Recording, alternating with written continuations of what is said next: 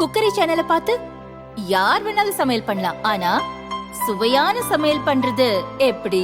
நான் இதயம் நல்லெண்ணெயில சமையல் பண்றேன். ஆஹா ஓஹோன்னு பாராட்டுறாங்க. நீங்களும் இதயம் நல்லெண்ணெயில சமையல் பண்ணுங்க, பாராட்ட வாங்குங்க. தினம் தோறும் வாங்குவே இதயம் இதயம்.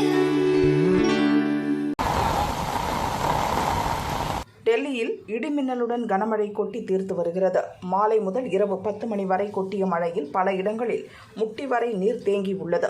அதிகபட்சமாக 1 மணி நேரத்தில் 112 மில்லிமீட்டரை தாண்டி பதிவாகி உள்ளது. முக்கிய சாலைகளில் வெள்ளம் கரை புரண்டு ஓடுகிறது. நெடுந்தூரத்துக்கு கார், பைக்குகள் அணிவகுத்து நின்ற வண்ணம் உள்ளன.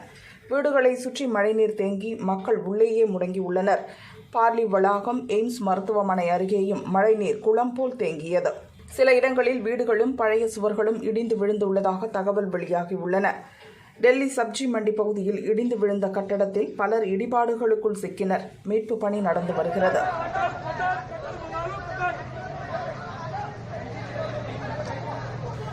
டெல்லிக்கு வானிலை ஆய்வு மையம் ரெட் அலர்ட் எச்சரிக்கை விடுத்துள்ள நிலையில் தண்ணீர் தேங்கியுள்ள இடங்களில் நீரை வெளியேற்றும் பணி நடந்து வருகிறது.